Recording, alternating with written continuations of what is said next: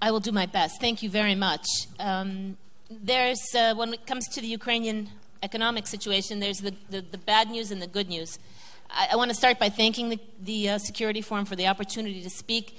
And I'm going to take advantage of my speaking first and skip the bad news, because I think you all are very well aware of what the bad news is.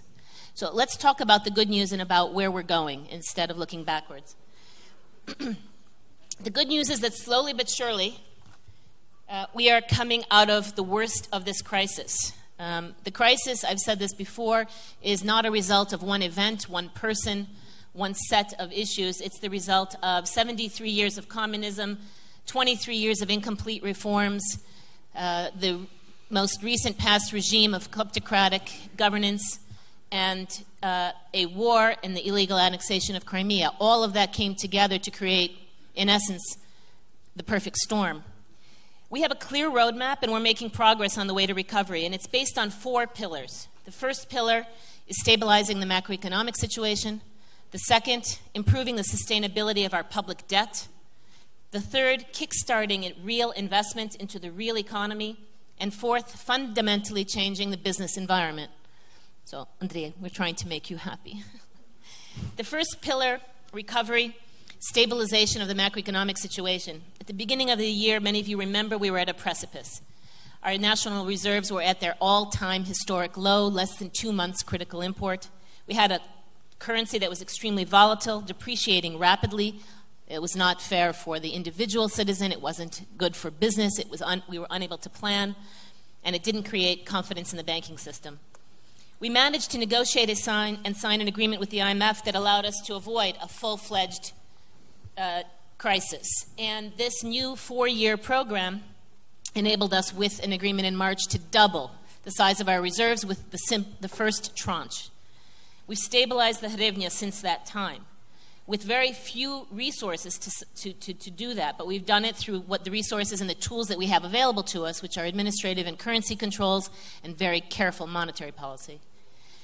The second pillar of the recovery is improving our sustainability of public debt. I just spoke to the local press, and if you think about it, in a country that has a limited amount of public funds, we're spending appropriately 5% of GDP on national defense and law enforcement at a time of war, but inappropriately, the budget includes 5% for the servicing of our debt obligations. The debt overhang in this country is something that not only is extremely difficult for the economy, but has a direct effect on our ability to finance other expenditures for the population, whether it be health, education, or social subsidies, or indexation of pensions or other. So reducing the portion of our GDP that we have to expend annually on our debt is very important. Since January 1st, we've, for example, had to pay $2.4 billion of $3.1 billion received in support from our international partners just to finance this debt. So you see, we're basically standing in place from a financial perspective. Now, what does that accomplish? Many Ukrainians ask me, what's the difference? Well, the difference is simply replacing the outstanding expensive debt with the debt that we're being provided by our international partners, whether it be the IMF, the European Union, or the United States most recently, is very important. The average interest rate of the old debt is about 8% per annum. The average interest rate of this debt is 2%. So right there, simply replacing one for the other is having a positive fiscal effect on our country. But there's more to it than that, and simply replacing the debt is not sufficient. We are engaged in negotiations with the private sector creditors, the holders of our public debt, to generate $15.3 billion in savings over the next 4 years for our balance of payments. These negotiations are difficult, but they're ongoing, literally daily, and they will require a combination of maturity extension, coupon, and nominal reduction in order for us to achieve all 3 of the targets that we have to achieve medium-term debt sustainability. This is not about pushing it off onto another generation. It's not about not taking responsibility and sending that responsibility to the future governments of Ukraine. It's about taking responsibility for Ukraine's situation and making a true difference now for the future. We've had strong international support here. We have the IMF support, first and foremost. We've had recent statements from the Secretary of Treasury, lieu. We've had recent very positive statements from the former Secretary of Treasury, Larry Summers, and there seems to be a growing common understanding that this is very, very needed for Ukraine and appropriate at this time. The third pillar is kickstarting the investment, and with the help of the international community, we intend to do that as we speak. We have been offered a variety of credit lines that are directly related to investment, whether it's the World Bank investing in our roads, or whether it's the European Investment Bank, the European Bank for Reconstruction and Development, the German KfW. All of them are offering investment-related credits, not just to replace old debt, not just to have a fiscal effect, but to kickstart investment in the real economy. The government's responsibility right now is to ensure that we disperse as much, not just sign agreements, but disperse as much as possible of those funds into the real economy in the second half of this year. That will bring with it additional private sector money, Ukrainian contractors, other contractors, and rebuild confidence, hopefully, in the investment sector. The fourth pillar is changing the business environment so that those loans are not the beginning and the end, but only the very first piece. The business sector changes are very broad. They do take time. I know the business community will say it's never fast enough, and I will agree it's never fast enough, but we need to return the conditions to encourage, inspire, both domestic and foreign business. It's not only about foreign business. In fact, foreign business will follow the lead often of domestic business. So we need to create an inspiring environment. That's everything from tax policy and tax administration reform, which we hope to be able to announce our sweeping tax policy reform by September of this year for implementation next year. It's taking a look at specific things like the royalty rates on our oil and gas, which have been very high in the past and have not necessarily been encouraging of investment into domestic production. And there, by October 1st, we hope to have a new proposal in place and effective to combine fiscal and investment priorities. It's about rule of law where we've had some improvements already, but we need to fight corruption on every level, small, medium, and large. Here we've taken a two-pronged approach. One is punishing, prosecution, the creation of a National Anti-Corruption Bureau. The charges laid by our new general prosecutor in the past 2 months probably outnumber the charges made in the last 20 years.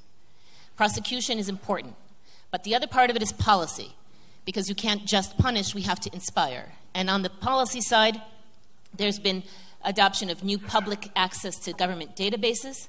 We've adopted a new law on the judiciary, which reduces the number of judges, improves their pay, takes away, in many cases, their immunity, and requires financial asset disclosure. It's changing the environment.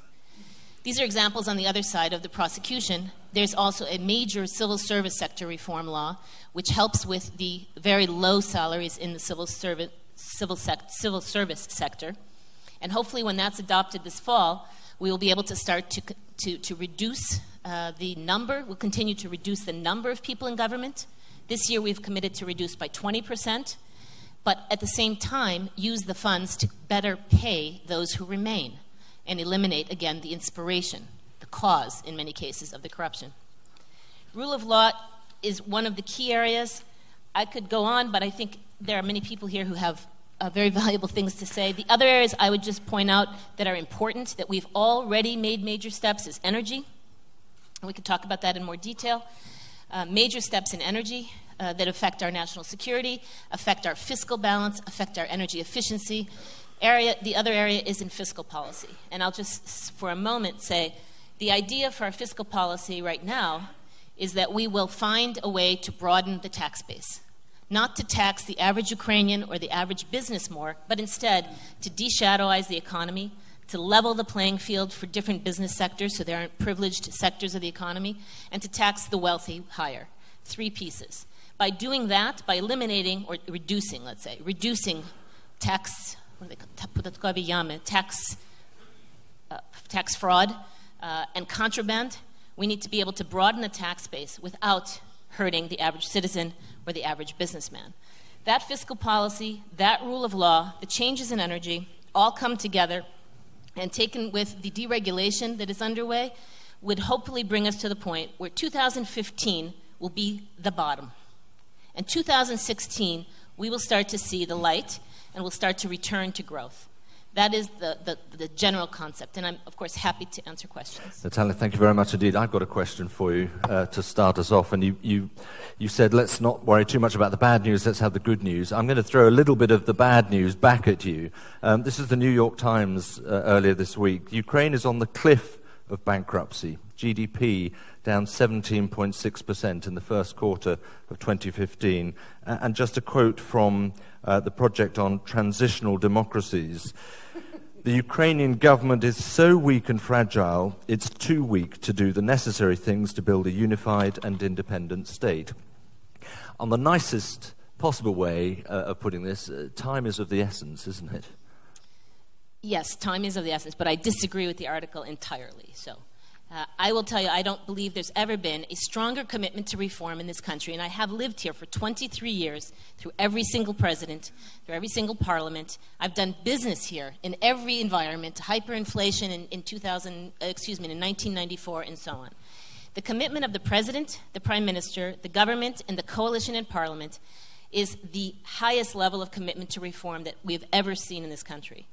People can talk about differences. This coalition is made up of 5 different factions. And of course, there are 5 different political parties, or even more, that have different visions and different views. But none of the things we've accomplished to date, some of which have been extraordinarily difficult. You know, the reduction of energy subsidies, which meant an increase in tariffs, household tariffs, a very high level of household tariffs, could only be done with the combination of political support that I described to you. If those divisions, if those differences that people constantly like to focus on were greater, these reforms would not and could not have happened. There isn't a single person who makes these things happen. This is not Georgia.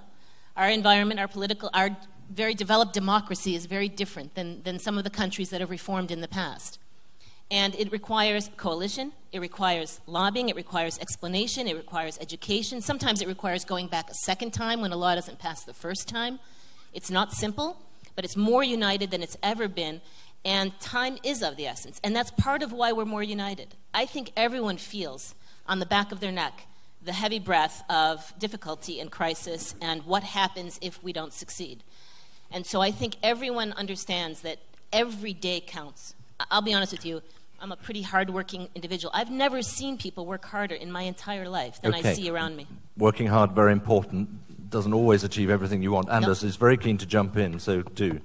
Yes, you mentioned here project on transitional democracy. It's husband and wife, NGO, previously financed by Akhmetov, now apparently financed by another oligarch. And David Hirschenhorn of the New York Times does not know who he's talking to. He talks to a propagandist of the enemies of reform, and he thinks that that is the truth. Okay, fine. I took out 2 quotes there. There are other areas, there are other places, you know, Andrews, where you could go to find similar commentary nonetheless. But there's no question it's never going to be fast enough. Look, this country, this population has lived through 23 years of disappointment, finished with a revolution that spilled the blood of this nation, now facing an enemy that they thought was their brother, the disappearance of territory almost overnight with the illegal annexation of Crimea, and people are paying an enormous price. So their demands are high, and we're very lucky. Civil society has developed so incredibly to this point that the pressure is great, the criticism is great. But you know what, again, I would argue that helps us stay united, that helps us stay focused, and that means this is really a participatory democracy. And I think it's a positive thing that you're seeing these things, and that we all keep remembering in our minds, we have an obligation to the people of this country who are paying the highest price to absolutely succeed. Can I, so just